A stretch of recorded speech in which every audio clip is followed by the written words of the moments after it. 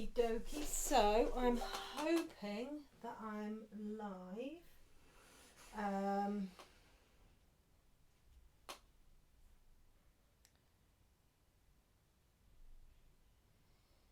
Let me just seem to have an issue every time I try and go live. It tells me that it's not live, and then it goes live, and then I don't realise it is. So hi everybody.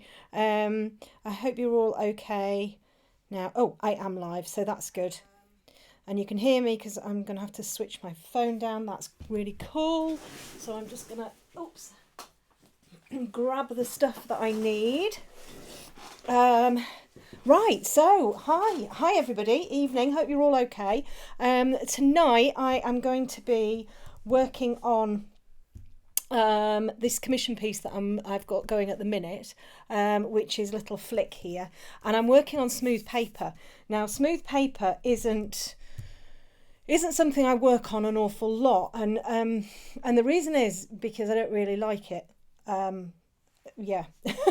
But actually I've found a paper that I really do like, and I'm just going to show you which one it is. I'm just going to dust it off because it's got a little bit, my studio is so dusty, it's awful. So tonight I am working on this, which is the Hahnemuhle Nostalgie, and this is it's a little bit thin. That's my only complaint about it. So it's 190 whatever it is, grams, whatever it is, £90. So it's just a bit on the thin side. Your normal paper, like a Fabriano or something like that, is about £300, whereas this is 90. So it's I mean, it's not thin, but it's just feels a little bit flimsy sometimes. So that's the paper. Oops. Apologise if I've got my microphone all funny again, but that's the paper that I'm going to be working on, and I've been working on Little Flick here on this paper, and the reason I like it is because it is smooth, but I can actually get quite a lot of layers onto it, and I can actually get quite nice vibrancy with it, which is something that I've struggled with in the past on things like the Fabriano and the Bristol vellum. So yeah, I quite like this paper, and I'm managing to be able to get some quite nice details and everything on it as well, as you can see with Little Flick here. So I'm going to be carrying on drawing tonight using the pencils that I put in the description. So if you want to draw along with me, you can, and you can ask me questions or do whatever. But one of the things that I also wanted to do tonight was just to show you some of the new Luminance pencils. I'm just going to get some of them out that I have actually started to use on this portrait, and just need to make sure I get the right ones. And they are absolutely flipping gorgeous. Honestly, they are absolutely gorgeous, these pencils. If you use Luminance, you'll know that they are. No, that's not a new one. I've mixed them all up now with my old ones. I think that's a new one. Yeah. So in fact, what I'll do is I'll just pull this piece of paper in over the top of Little Flick here, and then if I drop them, they're not going to damage. But I just want to bring in some of these new Luminance pencils that I've got today, and then I've got a jar of some other colours here. Now these are sold in a set of 20. There are actually 24 new colours, but these are sold in a set of 20, and then 4 extras. And they're classed as a portrait set, but actually the colours are just fantastic for animals. So the ones that I've picked out that I've started to use already, I've got the Dark Flesh here, which is it's like in fact, I could put some in here, couldn't I? Let's just bring another page out here, and I'm not going to scribble on. So the Dark Flesh is sort of like a really lovely warm reddy brown. It's a lovely colour. There's also another dark one in here as well. Actually, where's that one gone? There. I can't. What's this one? This is Carmine Lake, which again looks sort of pretty similar, but it's got more of a violet-y shade to it and more of a purpley shade to it. Honestly, they're just beautiful. And then we've got we've got the light flesh 10, and that's sort of like a really fab sort of buff colour. And I know Luminance have got some really, really fantastic light colours, and these kind of add to them. They are gorgeous. This one is pink white. So if you use Luminance and you really like the buff titanium is sort of like a buff colour, would you believe? Sort of like a yellowy creamy colour, and the pink white is more on that pinky side. I keep on headbutting the camera, I do apologise. And it's, it's just fantastic colours. And then what else have we got? We've got terracotta. So we've got a lovely sort of orangey colour. I just need to put this onto airplane mode. We have got, I think this one is natural russet, which is sort of more of a reddy colour, and you can see how beautiful the pigment is. Really, really, really gorgeous pigment. This one is, oh gosh, Herculaneum red. And all of these colours, yes, they will work fantastically for portraits, but for your animals, they're gonna be just amazing. This is dark flesh 5%. And these are the colours, these two colours that I'm using now are the ones, when I saw them earlier on this year, these are the two colours that I was like, oh my goodness, those are the colours that we are missing. Prisma have got some fantastic colour ranges, and Prisma has got some great beiges, but this one here in particular, this is the dark flesh 40%. This is a colour that I think we have been missing for an awful long time. It's like a beigey colour, and it's going to be amazing in animal portrait, absolutely amazing. So I'm very excited about that. And then there's also, there's all of these other colours as well, which I'll just kind of show you. So they've got some more brights in there. You've got the most fantastic, let's see if I can find it, dark indigo. This is the dark indigo, which is, that kind of sends shivers up my spine a little bit, does this dark indigo, because it is almost black, but it's a better dark indigo, I think, than the Polychromos. Honestly, I am absolutely in love with these colours. I really am. And you've got some gorgeous there's some more violets. What's this one? Bleu de Nine? I don't know. But gorgeous. It's almost a little bit like the Delft Blue in the Polychromos range here. So it's sort of like purpley. And then we've also got, what's that one? Indanthrine Blue, which is sort of like kind of more on the Prussian blue sort of side of things. But these colours are absolutely fantastic, and they've definitely been worth the wait, honestly. And I would say, I know I'm a massive enabler, and I'm always sort of saying you need to buy this pencil and you need to buy that pencil, but I would say, if you can, this new set of Luminance are just amazing, absolutely amazing. Even if you can sort of like afford just a few of them, I definitely say some of those ones that I've just pointed out, they're just fabulous. Anyway, so on to tonight's drawing. I've just started to work on his little sort of underneath his chin here, and I was actually using the dark flesh. Not that one.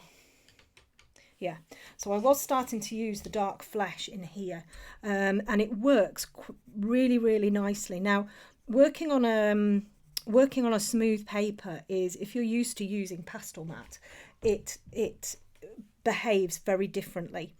I might just zoom in on that actually. Let me just zoom in a little bit, and then we can see him a bit better. There we go. Let me just zoom, make sure he's focused.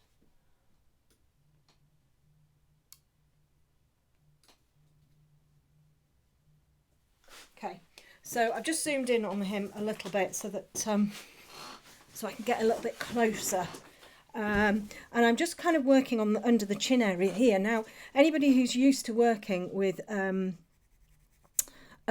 smooth paper will know that it's you can't really get light over dark. So if I wanted to put some highlights in over the top of this, it's not really going to be possible.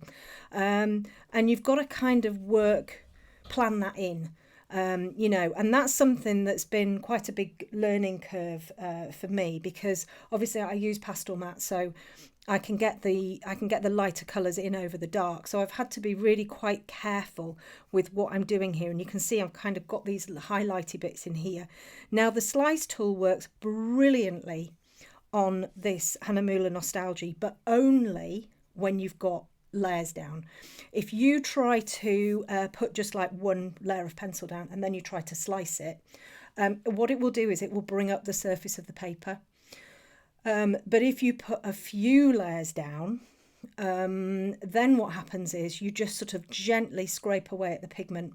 So that works really, really well. And it does work very nicely for getting sort of like little bits of detail and everything into there, you know, which is brilliant because it's such a great tool. So that works really well, but you've got to kind of plan in the highlighty bits. You can't just sort of do what I normally do and go, oh, it'll be fine, I'll put them in later, because it doesn't work like that. The other thing that works really well, I'll have to find it now. Oh, it's here, is the, oh, Janice, this isn't the new camera. Sorry. This is the old camera. The new camera, I haven't been live streaming with the new camera, and just because I have to put like an HDMI cable into it and something called a cam link, and my problem with the cam link is brilliant, but it gets really, really, really hot, and my worry is that on a live stream that's sort of like just over an hour, my worry is that it will conk out. So I've stuck with using my little Logitech camera, but but thank you. I'm glad it looks okay. Yeah, so this is the Tombow Mono 2.3 little eraser, and it works really, really, really well on smooth paper. So it's, you know, I can just kind of lift highlights out if I want to. I've still got to be very careful, because if I put sort of ready colours in there, what can happen is it can stain the paper.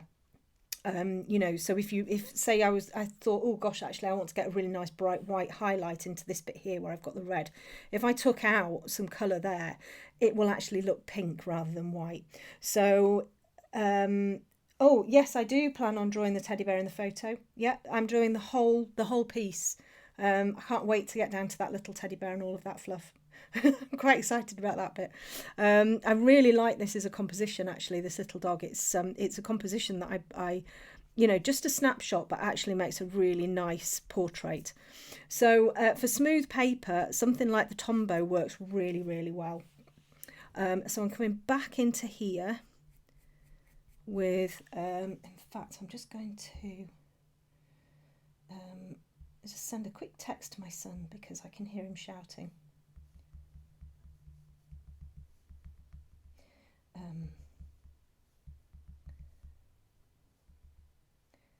Okay. Oops. So I've told him that I'm live streaming and he needs to be quiet.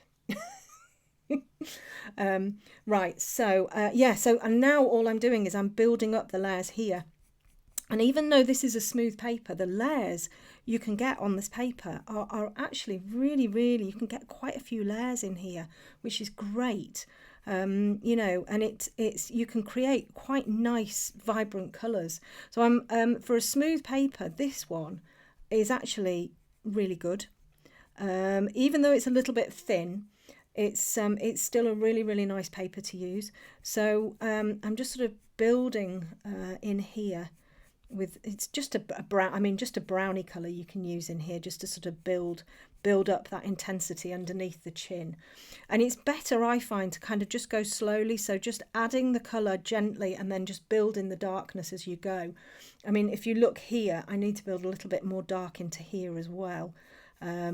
You know, and you never get to sort of see the, if you've got an area that's really dark, it's really hard to go really dark straight away, and you've got to kind of build up and wait until you've got areas around it to work out how dark you actually need to go. You know, that's what I find anyway. So I keep on kind of going back in, sort of like dotting around a little bit and going back in. I think if anybody's thinking about or wondering about when the Luminance is going to be available outside of the UK, I think it's going to be around September time. But if you wanted to order, I got mine from Emma at the Colour Pencil Shop, and she sells all over the world. So you know, you could get those from her, no problem, and then you would get them sooner.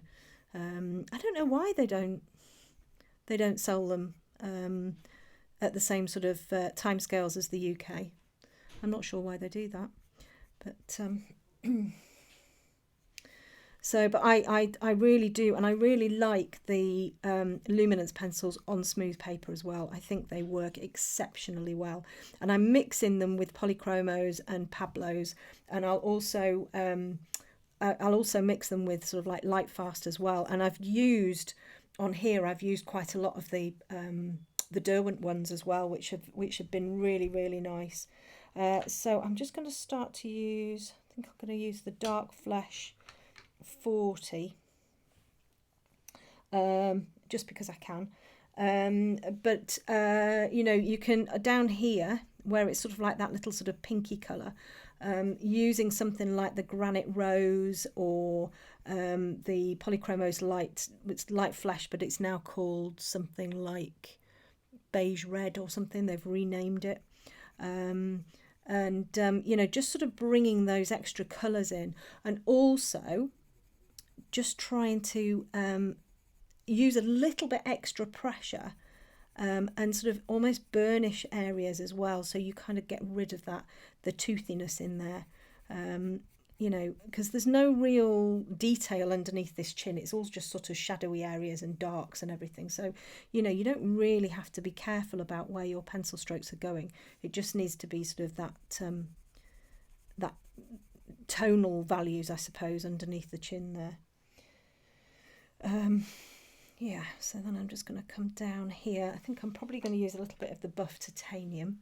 And the buff titanium is fabulous on the smooth paper, because it will just kind of smooth everything out and burnish everything out.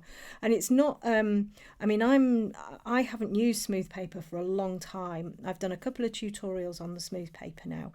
And I'm starting to use it a little bit more. I decided to do it for this commission piece just because I thought I'd have a go and see how it worked. And actually my thinking was, well, I'll give it a go, I'll start it. If it looks rubbish, I'll just redo it on pastel matte. And actually, I'm quite pleased with how it's turning out. Well, I'm very pleased with how it's turning out. You know, and kind of the thing that I've always worried about with smooth paper is getting texture. You know, if you've got a dog with textured fur, fluffy fur, I've always kind of been, I'm not sure whether I'd be able to get all of that detail in there with the smooth paper. With something like with drafting film, it's great because you can use the slice on there straight away and you can get brilliant detail in there. With paper, you can still use the slice, like I said, you know, once you've got a few layers in, but it doesn't work the same as drafting film. So you've kind of still got to be really careful about planning and about, you know, where you're putting sort of all your how you're creating the texture. So that's one of the reasons why I've kind of been steering clear of smooth paper for doing portraits like this, because I was just sort of a bit wary as to how I was going to get the details. But actually it's working fine, you know. So Art and Diamonds, no, this is on the Hahnemuhle Nostalgie, this piece. So I've got some Fabriano Artistico, but and I've started a piece on it, which is so it's like a bit that I'm drawing on it, but it's very I bought a tiny weeny pad. I'm not very good at sort of looking at details of stuff when I buy it. And it's a tiny weeny, it's about a 5 by 7 inch pad, so it's like A6, I suppose, and it's not big enough to be able to do a portrait on. And I did consider doing it on the new Lightfast paper. So I've been sent some of the new Derwent Lightfast paper, which looks lovely. But again, it was just that little bit too small. The pads they've sent me were just a bit too small to do a portrait on. So I decided to do it on the Nostalgie. But I do want to have a play with the Lightfast paper, because it looks nice. It's a very similar colour to the traditional white, the Fabriano Artistico traditional white hot press. So it's that sort of creamy off-white colour. You know, and it's also got a very similar texture to the Fabriano as well. So it's got, whereas this is really smooth, it looks like it's got a texture, but it hasn't. It's actually really smooth. The Fabriano has got there's a definite texture there, even though that's smooth as well. But this paper is much smoother than the Fabriano, and I did initially sort of have a bit of a worry about that and think, oh well, you know, if it's that smooth, how am I going to be able to get you know, any sort of detail on there? And actually it works really well. So I'm just going to come into here and just add some dark in there. Now it is black, but I think what I'm going to do is I'm just going to bring in a bit of the, I think I'll bring in some Caput Mortuum Violet, just so that I don't get too crazy in the orangey bits, and just bring, what I like to do when I'm doing sort of shadows and stuff like that is I like to go upwards into my fur detail. So if I was drawing shadows in here, it's exactly the same as if I was doing this on pastel mat or any paper really. And I just like to almost sort of bring that shadow up and under, and it helps to create that illusion of layering. You know how you get the layering in the fur? It just helps to kind of create that illusion really. So I like to go upwards rather than, well, any other way, any other woods. So yeah, so I'm just going to come into there. What's so special about Derwent Lightfast paper?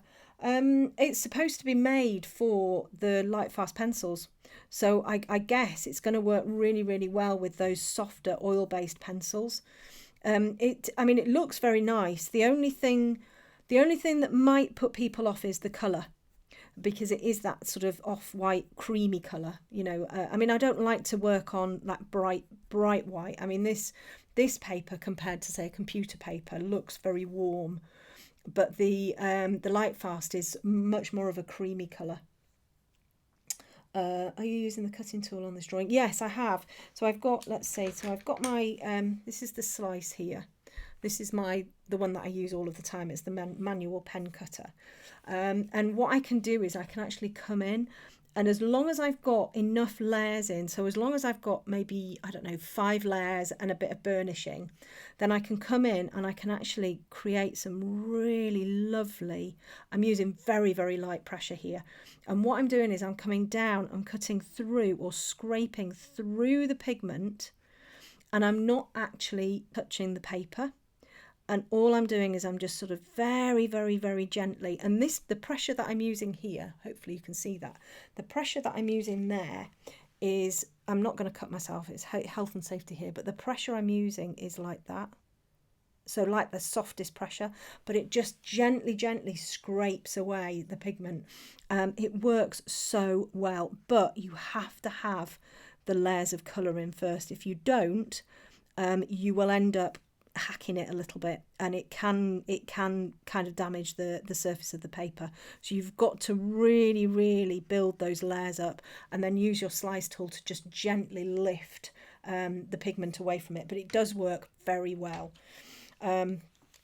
So let's just bring in a little bit more of this area in here. But I'm actually really enjoying using the smooth paper, I have to say. And I felt I needed to sort of not just stick with one sort of paper, because, you know, with the with the teaching and everything like that, some people don't like pastel mat, some people don't get on with it, you know, and that's, I don't want to end up people not feeling that they can come and do my tutorials because I only do pastel mat ones.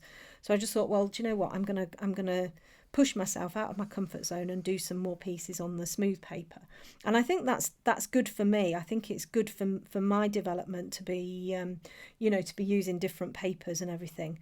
And I'm actually doing my art club on Tuesday. I'm doing a comparison of all sorts of different papers, but I'm using the textured papers, you know, so the Mitons, the Colour Fix. I've been sent a load of samples of these different papers, and then I'll do one on really smooth papers as well, so we can kind of just have a really good feel for what it is that we're doing. I'm having such a hard time using the slice tool. Oh no, gee, what is it that you're having a hard time with? A lot of the time, Eskies or Mama Eskies, right? Okay, let's call you that then. We'll call you Eskies. A lot of the time, people use the slice tool like this, and they try, and it's like cutting. And you're not trying to cut anything, you're trying to scrape. So what I recommend is you hold it upside down in your hand, and then you just turn it slightly, and then you use, so if I just bring a little bit of this in here, hopefully what you will be able to see, that lovely, lovely, lovely light pressure going on then there. Can you, I don't know whether you can see that. Oh, but you can see that tiny bit of pigment on the end there. That's what you're aiming for. That area there on the edge is where you're aiming to take the pigment from, not on the very end. And I think that's where a lot of people get stuck, what a lot of people get stuck with. I'm not doing the collar, Joan. No, she's asked me not to do the collar because it's a flea collar. So she said, please don't do the collar. So I'm not doing the collar. What's the tool you just used? Pat, it's the slice tool. So this is the slice manual pen cutter. And the manual pen cutter I like the best because you can move it up and down. It's dead easy. The blade is double-sided, so you can kind of switch it round. This one's lasted me quite a while actually. If you, I'll add a link to this YouTube description because you can get 10% off in the UK and you can get 10% off in the US. So I'll add some links for you if you use my codes. So you know, it is a really good tool. What's the smooth paper, Jerry? It is the Hahnemuhle Nostalgie.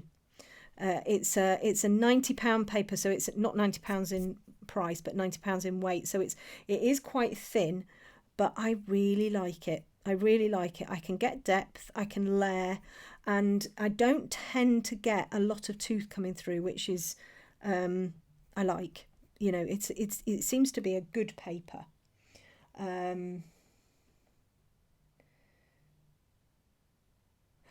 Cheryl, okay, so what you've got is you've got the automatic one, the auto one, so it retracts automatically. So this one is the manual one. It's the orange one. The automatic one, I've got one here. It's a bit grubby and disgusting, but you can see I've taped mine up as well, and that's a green one. Yeah, just tape it up.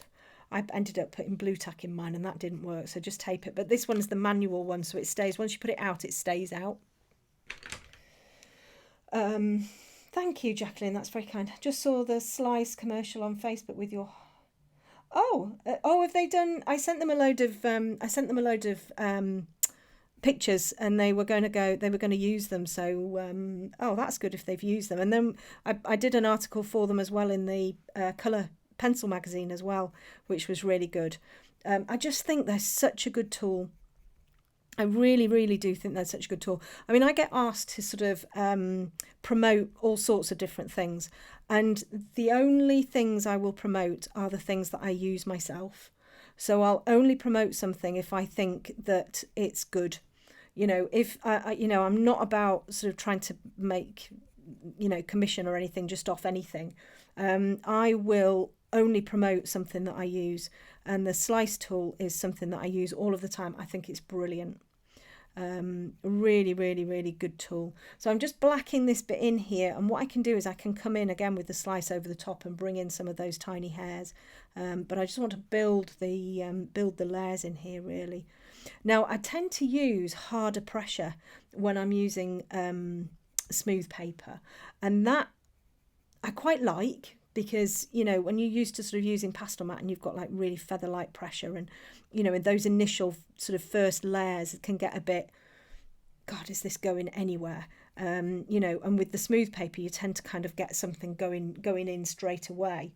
But the only problem is I end up with aching wrists when I'm using smooth paper, you know, because I do end up having to use harder pressure, and that's kind of a downside for me, you know, because I draw quite long hours, so aching wrists is not really a good thing for me. But so I'm just coming in there. What have we got here? Wondering what your thoughts about backgrounds on commission piece in general. Do you think it's best to leave? I think it's a personal thing, to be honest. I think it's very, very personal as to whether or not you use a background or not. I tend to not put backgrounds in just because they take longer, and I don't use pastels, so you know, it's quite difficult for me to do a background without it being sort of like quite detailed, because I don't use pastels. So what was that there? So I don't tend to, but you know, you can do if you want to. Yeah, you know, you can do whatever you want to do. Didn't know there were two different ones. Yes, there are, Cheryl. Yeah. Do we put the light colours in first and then the darks on smooth paper? Yes. So what I tend to do is I like to get darks in quite quickly, but darks where they're on their own, because that then sets the scene for your highlights and your midtones. And that's the same with anything. When you know, getting those dark colours in early on means that you know how light your highlights need to go and how light or dark your midtones need to go. So for me, it's quite important to get those the shadows in quite quickly. But what you would do is you would preserve your highlights. So wherever you've got something that's really light, or a highlight, you need to keep those as clean as possible, because otherwise it's going to be quite difficult, you know, to kind of get them lighter. Even if you decide you're going to sort of like rub them out or use a slice tool or whatever, you still are going to get a little bit of pigment left in there. So it's always a good idea to plan, you know, and to kind of preserve those highlighty bits where you can. And that's kind of the same for any paper really, whether you're using pastel matte or a smooth paper or film. With pastel matte, it's easier to get light over dark, but saying that, I wouldn't colour in the eye here all black and then go in with a white pencil and do this white bit. I'd leave this white and then do the outside bit round it, you know, because why wouldn't you? You know, with a pastel, you can get it all black and then you can just dot a white bit in and it will look really bright white. With coloured pencil, that's not really how it works. So you would work light to dark, but you would still get your darks in early on. When I talk about light to dark, I don't mean I do all of the light stuff first all over and then all of the midtones and then end up with the darkest darks. I like to get my darkest darks in quite quickly, because then I can work out how everything else needs to go. So for me, a lot of the time, the eyes are going to be the darkest areas, or around the eyes are going to be the darkest areas. So starting with the eyes means that you get those darks in really, really quickly. So then I know how light I need to go in these lighter areas around the eyes. I can then kind of determine what my midtones are going to be like and how light they're going to be or dark they're going to be. So, you know, having those, the areas, those sort of, it's almost like a roadmap. You know, you've got these landmarks that you can kind of work towards or work with, so that you know how dark areas need to be. And the main issue, I think, in me included, is that people don't go dark enough in their darks, and everything tends to just end up being a little bit on the light side. And that's where you don't get enough contrast, that things are just looking a little bit sort of wishy-washy, which is lovely, you know. But if you're wanting something to look realistic and 3D and everything, you need to get that contrast and everything in there. And the only way to get contrast is to get darks and lights. You know, so getting your darks in early is a good idea, but preserving those highlights. You know,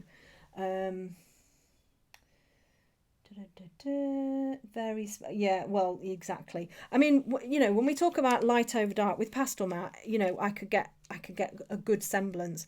with this, if I decided to go in over here, I can still get some lights in over here. I can still lighten it up, and it works really nicely. You know, I can still get colours into here quite nicely. You know, so it still kind of does work, but you've just got to, you know, be careful about it, really. The Nostalgie is it's 190 grams and £90. Is it possible to do a bouquet background? It is definitely possible, Jacqueline. Yeah, absolutely. And you know, there are quite a few artists that do it. It just takes time. You know, that's the problem. Well, it's not the problem. It just takes time. With a portrait like this, you know, time. Well, time doesn't really matter, and I don't get obsessed with time. You know, it is what it is, and it takes as long as it takes. But you know, I would probably do a background for an original piece or a tutorial, but for my portraits, I tend to just stick with, you know, just the classic, I suppose, just the head and shoulders on a plain background. But I have done backgrounds, and I have done pastel backgrounds as well. You know, and they've turned out really, really nicely. But I just don't like using pastel. They make me cough. They make me lose my voice. And I just don't like using them, and they make my hands feel all bleh. So you know, but if you're okay with pastel, you know, something like a pan pastel is brilliant for doing backgrounds. And I also use the neo pastels, the oil pastels from Caran. They're brilliant for doing backgrounds, because again, you can kind of move them around. You know, they're very, very soft, so they work really well. Right, so I need to get some sort of a grey colour in here now. So I'm going to probably use the warm grey 4.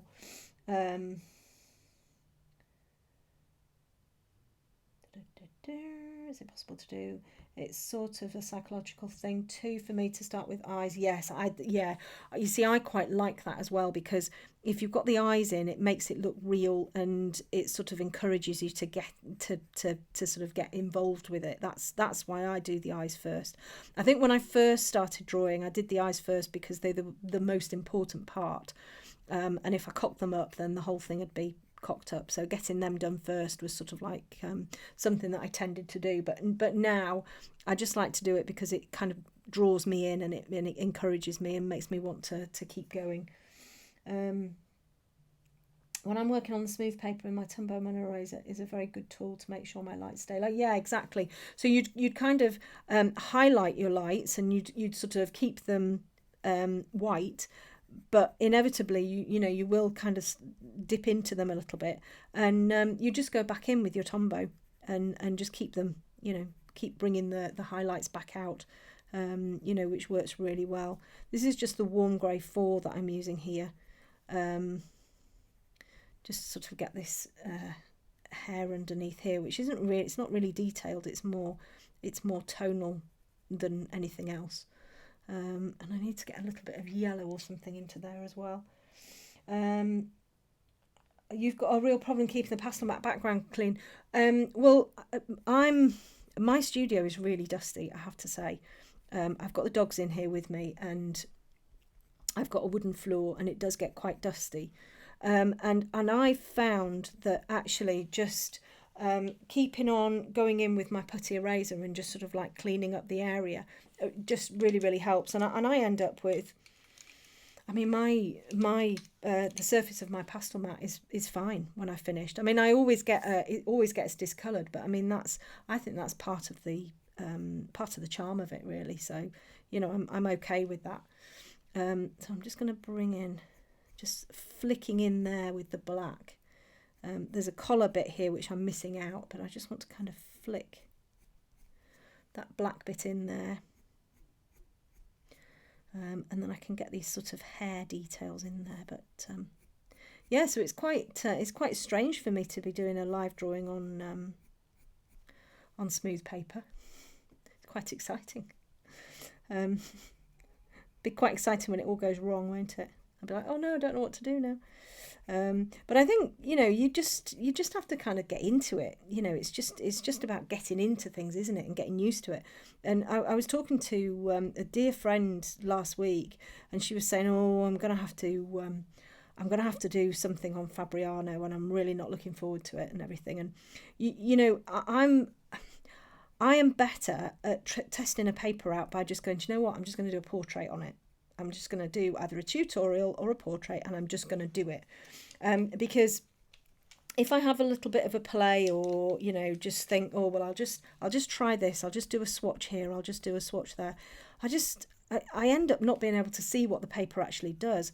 But if you do a whole portrait on it, you're kind of forced to work with the paper and see how to use it and change your techniques and everything. So, I think if you're, I think it's good just to jump in and try something, and just sort of see what happens, basically.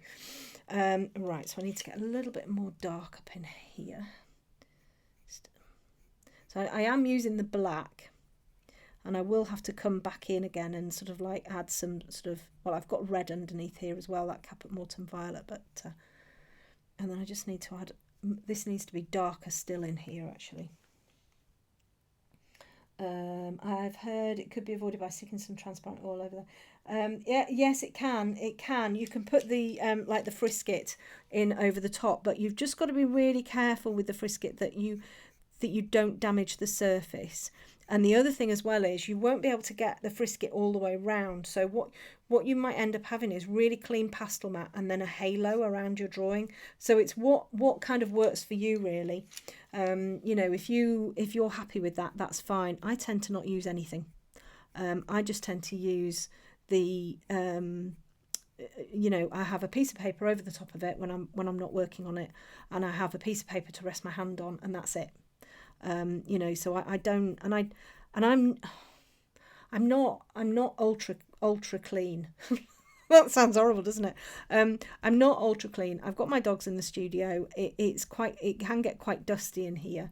Especially if it's raining and the dogs bring mud and everything in. I've never really had an issue with pastel mat. It's fine. I think you've just got to regularly give it a bit of a bit of a sponge down.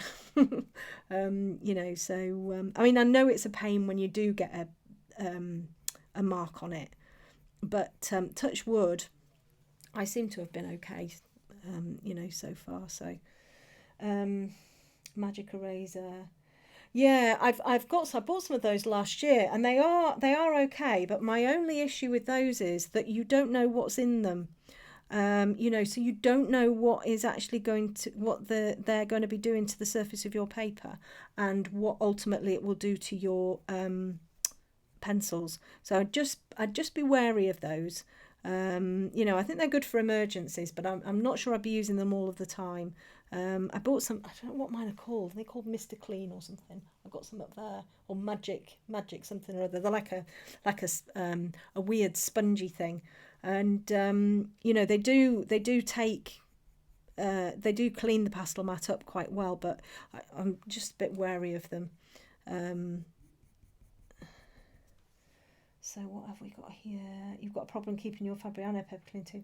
So if you've got a brush and you're constantly sweeping, then you will be constantly sweeping your pencil dust over onto the paper. So you may end up with sort of like a covering. But again, just putty eraser will get rid of that. And glassine paper, yeah. You haven't found the perfect paper. You've just, I think you have to kiss a lot of frogs before you find your perfect paper. I think you've just got to keep trialing them and keep going. And I do think that, the more you do and the more you draw and the more you develop, the more likely it is that you'll probably end up being able to get on with all sorts of different papers. I think the more you learn and the more you develop, you probably would be absolutely fine with any paper. You'd even be able to draw on newsprint or something like that once you've kind of worked on your techniques and stuff. I certainly found that I'm now much more capable of being able to use a smooth paper, you know, than a couple of years ago. And I think it's just confidence, is knowing what your pencils can do, you know, all of that type of stuff. So right, let's come down here a little bit and add in some dark down here. So again, I've not really got much to go by with where things are, you know, and we haven't even got this collar area in here either. I've got this bit here, which is quite good. So we've got that dark area there. And let's just bring in a little bit more dark into here and up there. So, you know, even with the smooth paper, I don't have to be really, really spot on when I'm bringing these bits in here. You know, you can see I'm not working to any outline or anything. I'm just sort of, I'm kind of freehanding it. And it is quite, you know, once you get your pigment in, it's not difficult to change it. So, you know, you could rub it out or put stuff in over the top. You know, the layering process, you're not limited to like a tiny number of layers. You can get in quite a lot of layers on this paper, which I was surprised about, I have to say. And it's really quite nice and smooth right from the off. What I recommend, Polydraw drafting film. I love Polydraw drafting film. I think it's fabulous. The only downside to Polydraw is it's thin. It's really thin, but it's actually it's a brilliant surface to work on. Now, the other thing with Polydraw is it's quite a cool based film. And you can't really see it as it stands, but if you stack a load of them together, a load of sheets of it together, it looks blue. Ooh, let me just grab some water. It looks blue. It's all that talk of pastel. But it's so it can kind of change your pencil colours a little bit. What you kind of recognise as a colour when it goes down on Polydraw sometimes can be something quite different. Especially things like a Polychromos dark indigo can look really quite vibrant and quite bright blue on the Polydraw, but it's a really nice surface, and you can buy it in pads from Amazon as well, you know, quite reasonably. Very nice surface to draw, and I like it. And you can get some amazing detail in there as well, you know, things like I've drawn sort of feathers and stuff on there, and it's very nice to draw on. You know, so yeah, would definitely recommend the Polydraw. Have you ever used black pit marker for, but no, I haven't, Cheryl, actually. I tend to just like my pencils really, and not kind of use anything else over the top of them. I know the Faber Castell, the pit pens, I think they are very light fast, so I think, you know, you could use those to kind of really get your darks dark, but I tend not to. I don't know whether it's because I don't want to or whether I forget that I could do that. It's probably the latter. It's probably that I forget, you know, but yeah, there's no reason why you can't. You know, and if you're struggling to get your blacks really black, then maybe something like the pit pen would be a good you know, a good thing to use. I'm watching this on the TV where your paper is really white and the colours are very bright. On my laptop the colours are very beige and the background creamy. Is your paper white? It is white. It's not like a bright white. It's just like a white. What does it say it is on the thing? It says it's natural white. I'm just trying to think if I ain't got any near me that I can show you, but it's just like a normal white really. And that will be to do with the calibration on your screen. So you'll have your screens calibrated differently. You might have your television set for movies or something like that where the colours are more vibrant. I also use my slice to carve my tombow. Oh yeah, it's a good one. Yeah, found a particular Duralar on Amazon. Oh yes, so Duralar is a good one. So Duralar do different sorts. So you get the one where you can get water on it. The one I use is the matte double-sided Duralar, and I really like it, and I've done a few pieces on it. A lot of people don't like it because it's very smooth. It's very slick, so you are limited to maybe 6 layers, whereas the Polydraw you can get 15-20 layers. You know, so it depends really on what you like, and what works for you. But the Duralar is brilliant for use with heat.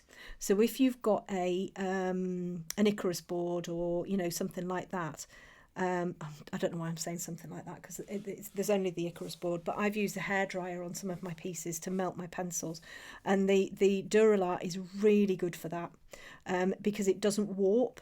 Whereas some of the other films can actually you get like a bit of a wobble in it, and the Duralar you don't, you know, and that's a good reason actually for getting the Duralar, is because you know, it's heat resistant, which is great. Okay, so I'm just coming down here, and I just want to bring in a little bit of sort of so this is again where actually I can get just a little bit of light over the top of. I mean, it's not showing up bright light. I mean, this is the buff titanium that I'm using here, but I am getting a difference. So I am getting that sort of lighter feel there. That needs to be darker up there. And it's areas like this that can take forever to do, because you're sort of faffing around trying to get the you know, the tones right, and you know, all of that type of thing. And it's you know, if you don't I mean, I love faffing about. I could faff around for ages, you know, so just sort of working on an area like this, I actually really enjoy doing that. But sometimes it can get a bit of a pain, you know, because you want to come down here and you want to start working on the interesting bits. So that can be a little bit boring, and you've got to try and you've got to sort of, I always say to people, you've just got to try and fall in love with every single bit of your portrait. Even the, you know, when you get down to this paw down here, when you're nearly finished, you've got to spend, you know, as much time on the little paw as you have on the eyes and the nose and all of the hair and everything. You've just got to sort of fall in love with everything, really. And that's what I've trained myself to do. When I first started doing the portraits, I'd be like, oh yeah, these eyes are great, and nose, and you know, and then I get down to this fluffy bit down here, and I'd be like, yeah, I'm bored now. You know, I'd be like, oh, just sketch it in, it'll be fine. You know, and actually it's very easy to kind of get into that. You know, you love doing this bit, and then it's like, right, I'm on to the next now. So I've trained myself to really, really love every single part of a portrait, and really, really take my time on every single part of it. You know, and I say it all of the time, that's what I love about coloured pencils, is the slowness of it, is the fact that I can just really, really connect with the subject on my drawing board, I guess. I desperately want to see you draw a white fluffy dog. I love white fluffy dog. I love drawing white on white. Honestly, it's my favourite thing to do. Yeah, I need to find I've got a really good poodle picture, actually. I don't know where I've put it. I've got a really good poodle that I should do that. Thank you so much, Oksana. Will you do any live interactive workshops? Yeah, well, actually, I was thinking about doing that. I was actually toying with doing some more Zooms. You know, maybe doing sort of like quite a morning. So you've got maybe 2.5 hours, something like that, doing a Zoom workshop where we actually all draw together, and we can interact as well and talk. You know, that I'd quite like to do that. So I'm kind of trying to work out how. Well, I know I can do it because I do it for my patrons. So you know, I guess it's just time. So working out how I can do that. And then the other thing that I was toying with is doing some more of the. I did a Zoom on planning for the future for people who, you know, are sort of wanting to do things for, you know, pet portraits and stuff like that for a living. And I was actually toying with doing another one similar, but as a Q&A for, you know, anybody who wants to ask questions about commissions, about social media, that type of thing.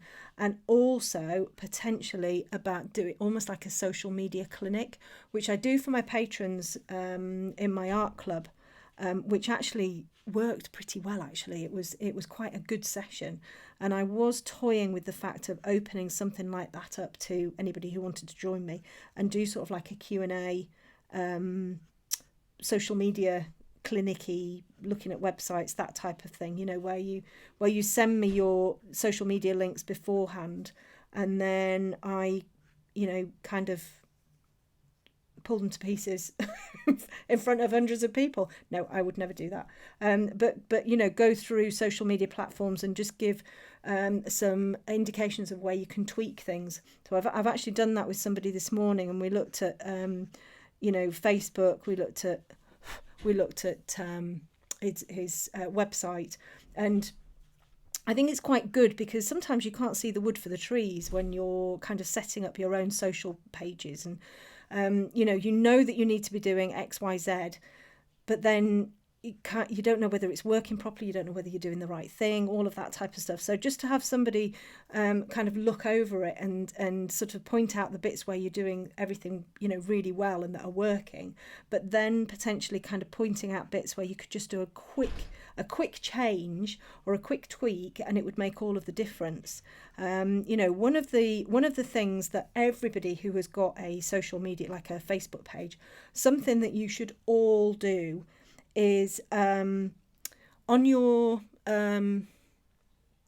personal page, you know, and what I would say as well is, if you're sharing your pieces to groups, you should always be sharing as your personal page. You should never be sharing as your art page. And what you should have on your personal page is a link through to your art page, so that if you share on a group and somebody comes to try to find you and they come and try to find your art page, they can see straight away on your personal page, even if you've got everything hidden and you have everything private, they can still see that you work at Bonnie Snowden Fine Art, and they can click on the link, go straight to your art page, and hopefully you've got another follower and you've got somebody who becomes a fan and maybe wants to buy some work for you. So everybody who's got an art page, you should do that. You know, you should have that link on your personal Facebook, because then you've just got to make it easy. You've got to make it so easy for people to have a look at your art. And then, you know, just silly things like spelling and grammar. You know, you've got to think about who your target audience is. Now, my target audience is sort of 50 plus, you know, for the stuff that I do, and probably also to do with, you know, my portraits and who's buying my portraits as well. But, you know, you've got to think about who your target audience is and what language your target audience is going to be using, and you've just got to make it so easy for people to stay on your page.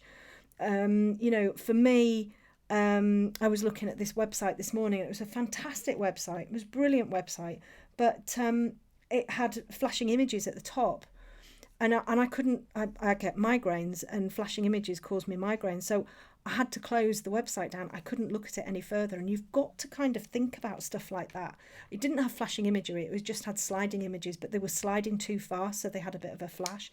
And it's those little things that you've got to be really, really careful about. So I was thinking about doing, you know, some sort of a clinicky type thing, you know, where people can send their social media links in, and I can do a bit of a clinic, and, you know, so those are the sorts of things I'm thinking about. I'm going off on a tangent now. I'm supposed to be telling you about drawing this dog. What have we got here? Drafting film is going to be the death of me. Oh dear. Oh dear, Stephanie, I'm so sorry about that. Mr. Clean or 3M makes a white sponge thingy, lightly dampen with water and dab, never rub. Yes, that's the one that I was thinking about, Cheryl, and I worry about what it's got in it. If you use Prismacolor for these types of drawing, so it would be great for... yeah, so Prismas on smooth paper are fabulous. You know, Prismas, I have a full set of Prismas. I don't use them, and I should use them more often. They have the most fantastic colour palette. They really, really do have a brilliant colour palette. You know, and yeah, I think they're great pencils. I've used Magic Eraser dry, good results. Be very careful with wet sponge, very abrasive. Left a strange sheen. Ooh, no, that's not good, Sherry. You need a sip of Ochre. I do. Do you know what? I think I've got some somewhere left over from this morning. All my tea, whenever I have tea, it always ends up going cold. Well, it's going to be 100. Oh, blimey, Eskies, that's no good at all. Bonnie, do you ever colour the background first? As in the colour around here. If I'm doing a background, the background will be done first, definitely. Oh, Angie, that's yeah. It's no. The card is the thinner. The card is the thinner version of the pastel mat.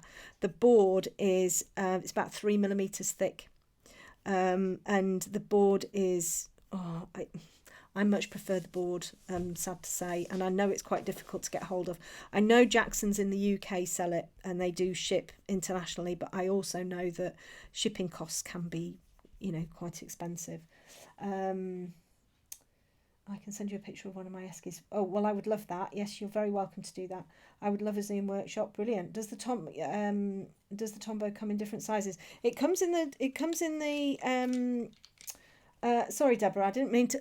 I just said, oh, that's brilliant. I didn't mean. It sounds a bit like, yeah, no, that's brilliant, Deborah. Yeah, I'm thinking of doing that, so I'll get in touch about that. Sherry, no. What have we got?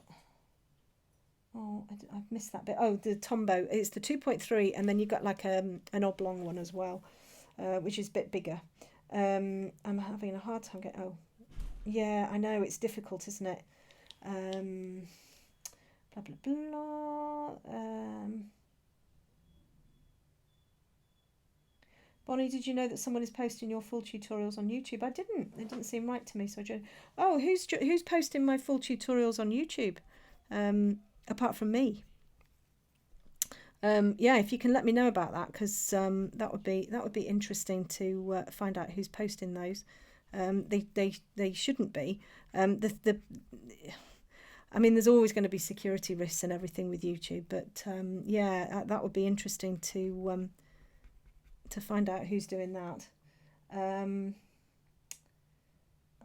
Yeah, it's terrible. My migraines are terrible. Right. Okay. Oh, so there's definitely a want for Zoom workshops. So that's good.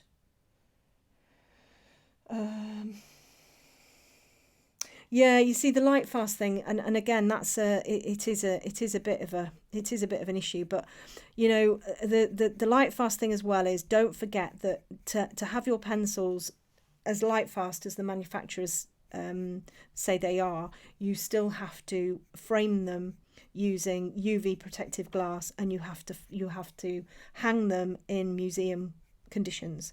And to be honest, I don't know anybody who does that with every single one of their pieces. I tend to use UV glass, so there's all sorts of different criteria and everything around, the light fastness. And the other thing as well is, all of the pencils are tested just on their own, just their pure colour.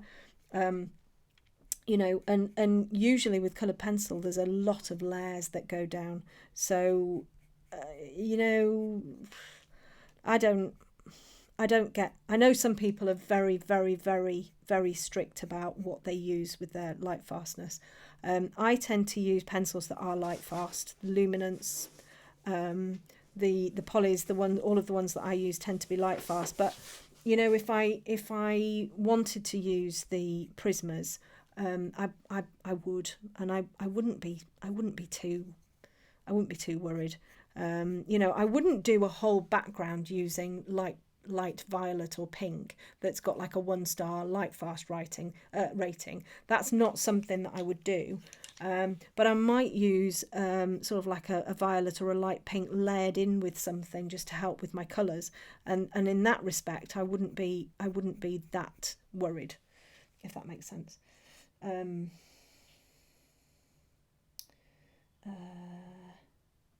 We're talking about fonts on websites. Yes, absolutely. It's got to be clear. It's got to be readable. And if there are spelling mistakes, you will lose quite a few people, because it's that attention to detail. So you've got to be really, really careful. What do I do re-linking Facebook page when I have an interfering video? Oh gosh. Oh, Gemma, that's not good. Well, you could block them.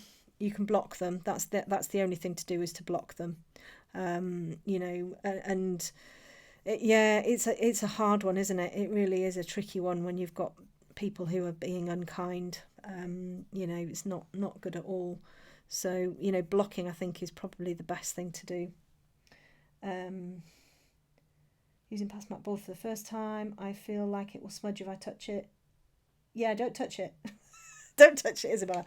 Don't, whatever you do, use a brush to one of my patrons used a brush to brush his pencil dust away on the pastel mat and brushed his piece away with it. So don't, you know, where I can kind of do that on smooth paper and not really get much of a difference on pastel mat, if you touch it, it will smudge. So just be really, really careful. You know, don't touch it. And, you know, don't use a brush or anything like that to get rid of pencil dust.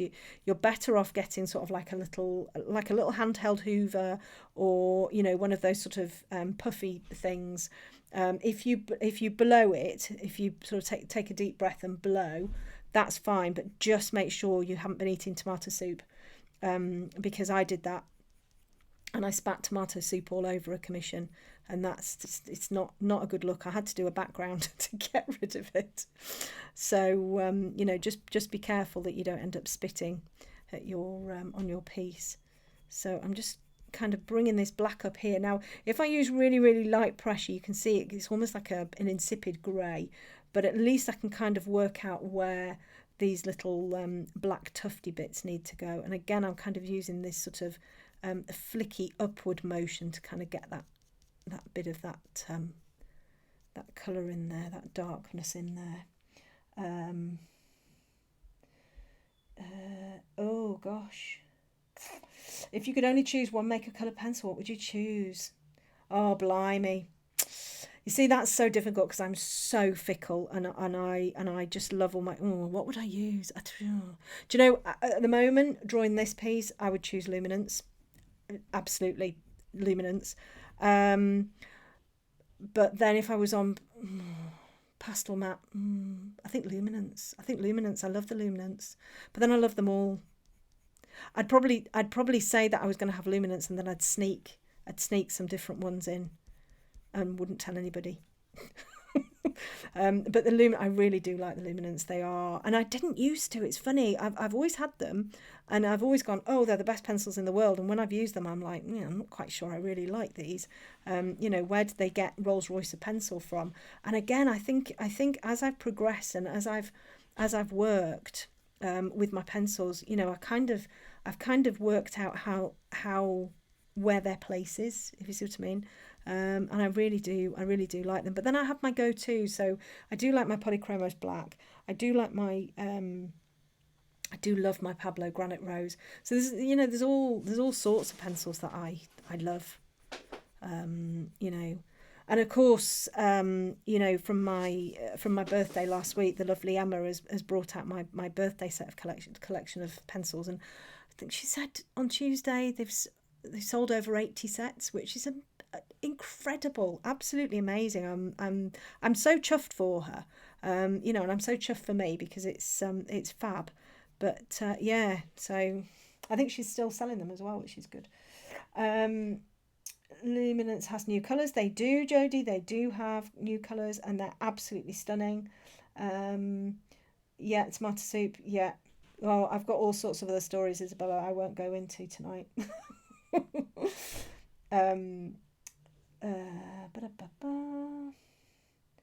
Choose the new brand. Oh yes, Bonnie's 50 set. Yes, do that. If you can only choose one set of pencils, do that, because then you get loads of different ones. So, but I have to say, I'm going to have to put some of the new Luminance into my favourite pencils, I think, because that dark indigo, oh my God, that dark indigo is incredible. You know, I mean, we've got, the Polys have got a dark indigo, and the Lightfast has got a midnight black. Is it called midnight black? But this one, this dark indigo, is like, wow, that is a good colour. You know, I mean, it is so dark. I might use it in here, actually. That'd be exciting, wouldn't it? I use it with this black. Let's see what happens if I use it in there. I got it in here. Where did I put it? Lost it now. dark indigo is here. Look, it's not sharp, but then that's what I do. Let's just get a little bit in here over this black. Ooh, so I'm thinking for, you know, like in the pupil area and stuff like that, I'm thinking it's going to be amazing. I always do my pupils in dark blue. I'm thinking for, you know, Yorkshire Terriers. Just off the top of my head, Yorkshire Terriers, you know, where they've got they've got the black fur and then they've got like silvery fur and then they've got the gingery fur. I'm thinking for the black moving into the silver with this dark indigo. I mean, this is just, oh, you just look at that and it looks black, but it's not. It's blue. And oh yeah. Sorry, Vicky and Emma. I think we're going to have to add a 51st pencil into my favourites. I think this is going to be a game changer. I think this blue,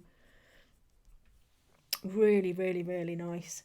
Oh, I've got the Lyra. Yeah, I've got the I have got the Lyra Rembrandt. And actually, speaking to Emma, because we had the fabulous Emma. She was my guest artist on my art club Q&A, and oh, she was brilliant. What?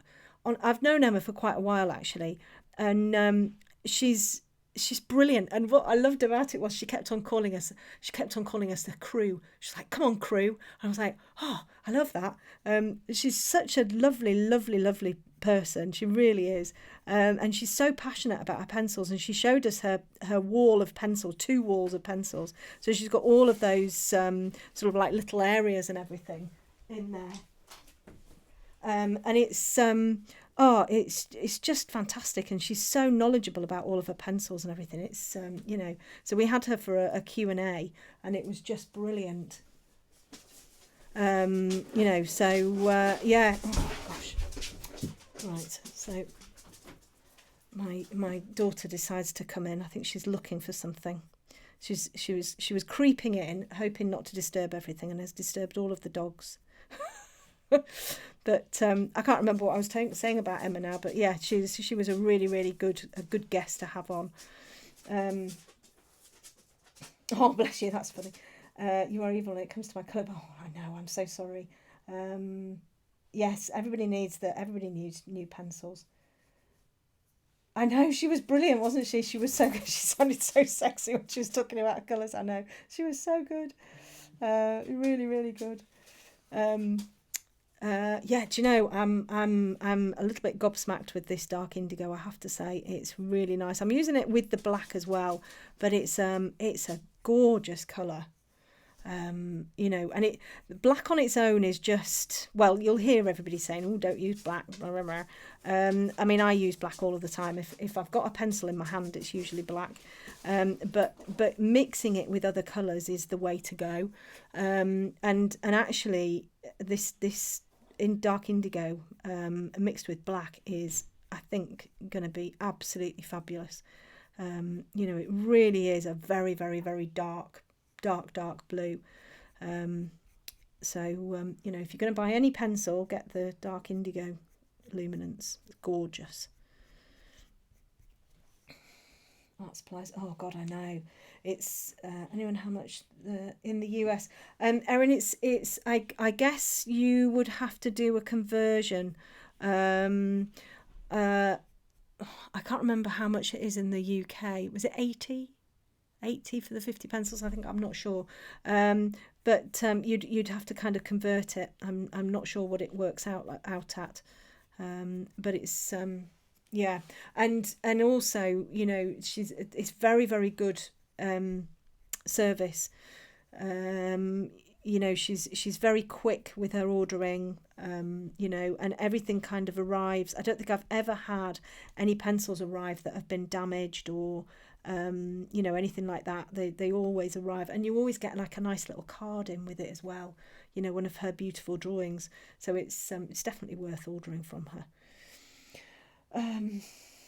Would your magic pencils work on the same one? Oh, well, that's interesting, because I'm going to be testing some suede board next Tuesday, and I have had a bit of a play with suede board, and the one I'm using on Tuesday is a Hahnemuhle Vella, I think it's called, and it is that suede, you know, where it's got like a pile. to it. You know, it's got quite a lot of depth to it. I guess if I really wanted to, I would, and you can use coloured pencils on it. And I do think actually that something like the Pablo would be quite good on the on that vella paper. I think the Pablos would be just because of they're kind of quite velvety. You know, so I think they would work quite nicely, but you've kind of got to go sort of in and kind of scrub it in a little bit. So we'll see. I'll see how it works on Tuesday. I'm doing like a bit of a test on there. Like I say, I'm not very good at testing pencils and oh, I've got that bit too. Oh, I think I don't need to put that there. I need to bring that down a little bit. Let's get rid of that. Take that bit out there. Getting carried away and putting things in the wrong places. You know, I'm not brilliant at testing stuff just by doing swatches and stuff. I tend to need to get stuck in and do a portrait. You know, so just get a little bit down here. Let's get that in the right place. I think that's in the right place. Yes, Erin, Coloured Pencil Shop, she ships globally.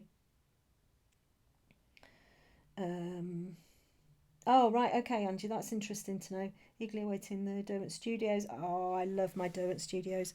I really do love my Derwent Studios. And the thing is, they've all got a place. All of the pencils have got a place. And there was a post on Facebook today actually around, you know, which coloured pencils, you know, why do you use certain brands? You know, and a lot of people choose them for the colour. And I tend to choose mine for how they feel and how they interact with each other and the sort of effect I get with them. That's kind of how and why I choose my pencils, rather than choosing them for a specific colour. You know, it just it's the feel for me. I'm a bit like, well, I'm nothing like, but the Princess and the Pea. You know, I feel everything. So, and that's one of the reasons why I don't like using pastel, because that feel just sets my teeth on edge. Yeah, it's the feel.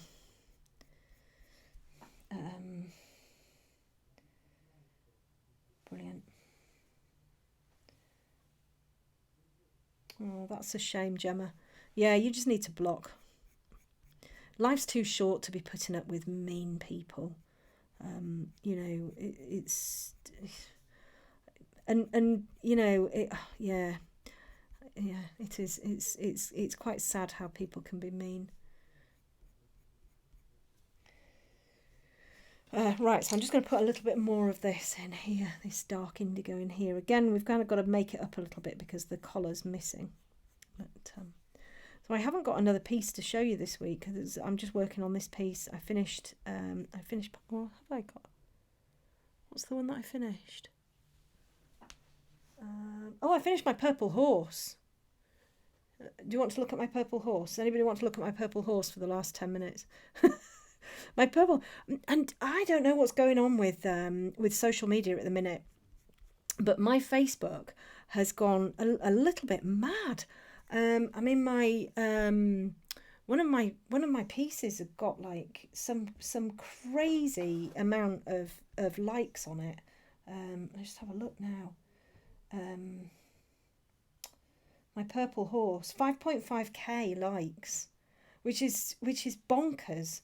And it's, you know, it's not been I haven't boosted it or anything, you know, it's not, I've not made an advert or anything, and it's my purple horse, so you know, I think people must have just really liked it. The purple and orange horse. But yeah, okay, right, I'll grab that and I'll just kind of talk you through why the colours worked so well. Let's just bring a little bit more in here. So I think to recap for today, I think I really like the Hahnemuhle paper. And I will do some more work on it actually, because I'm quite liking how it works. I can use my techniques, I can use my slice tool and everything. I am absolutely 100% totally and utterly head over heels in love with my new Luminance pencils. I think they are the most fantastic colours. They really, really are. You know, they're sold as a portrait set, but yeah, there's so much more. They're gorgeous, gorgeous, gorgeous pencils. Right, so I'm just going to grab, just make sure I've got no dogs behind me. Oh, I'm going to have to move that and move that. Excuse me, everybody, while I just bring this board in.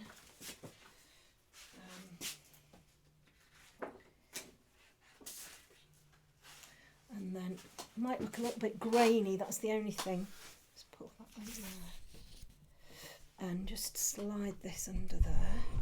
Oops.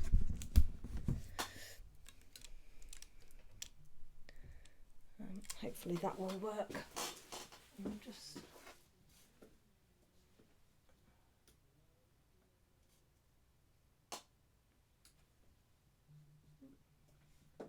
get rid of. There we go. So, purple horse.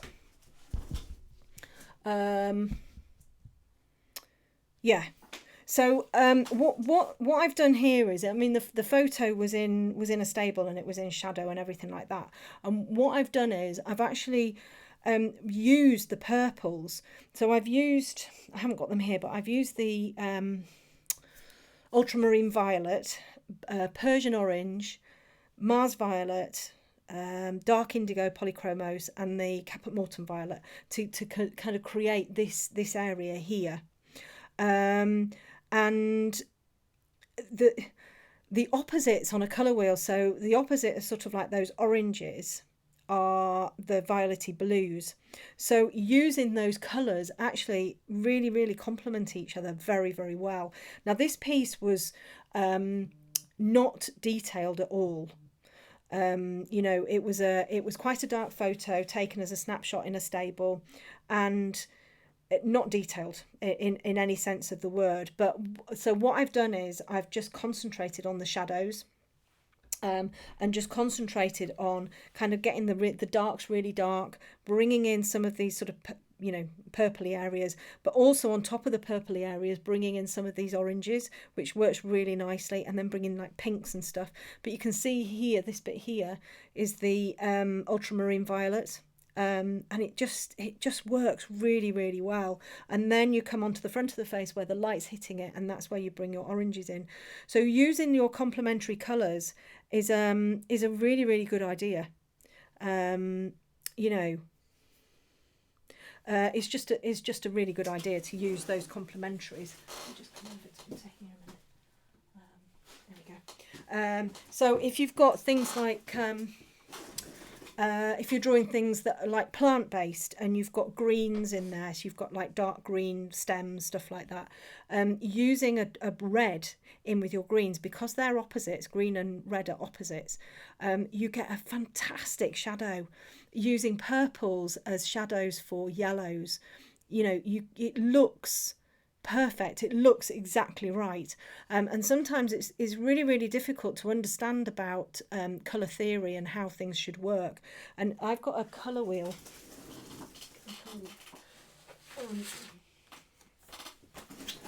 Everything's really dusty, but I've got a colour wheel that I mean, I don't really use it because I'm pretty good with colours, but I've worked in the print industry and I kind of know about colours. But if you look at sort of, you know, your orangey colours here, so if we go with sort of like a yellowy orange, the opposite to the yellow orange is the blue violet, and then on either side of it you've got the complementaries.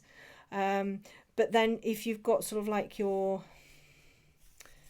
if we just, I never know how to use this damn thing. If we've got the pure colour of, say, orange there, you've got your orange here, and then you've got your blue, which is directly opposite, and then you've got your complementary colours. So sometimes you may have violety colours in there, which I've done on here, and then other times it might be actually you go the other way and you go green, and you wouldn't ever think about putting green in with orange, but it works really, really well depending on what your subject is and what kind of surroundings and everything it is. So having something like this, having sort of like a colour wheel like this as part of in your studio is quite a good idea, because you can kind of go, ooh, you know, what shadow should I put in for this, you know, for this chestnut horse, what shadows should I use? And so half of the time you're thinking, oh, I just need to use brown, or I need to use black. Well, if you use black as a shadow for chestnuts, it's going to look really horrible. But if you use dark purple as a shadow for a chestnut, it's going to look amazing. You know, so something like that. And this was just from Amazon. I got 2 of them and they're dead cheap. So, you know, yeah. So using your complementary colours definitely works, especially for things like shadows. So I'm going to leave you. I'm going to love you and leave you. I don't have a takeaway tonight, thank goodness. God, last week was funny. But I will. The complementary colour. So Kate, the complementary is here, and then you've got split complementary. So they're all kind of, that's the complementary, the direct opposite, and then you've got the split complementary. So they all work, basically. You know, but I mean, you know me, I'm never accurate with anything that I do, so it's just a load of waffle. But yeah, so that's your complementary, the one directly underneath, and then these are the split complementaries that kind of come out. But yeah, so thank you all for joining me. I will think of something nice to draw next week, and hopefully you'll all join me again. If you fancy joining my Patreon, you are very welcome. You know, I've got the lovely Parker up there, and I've also next month, fingers crossed, as long as I get my finger out, I'm going to be drawing a baby elephant, which is going to be amazing. Yeah, but look out for some of the Zoom sessions, because I think I will be doing those soon, and I'll see you all next week. Thank you all so much. See you later.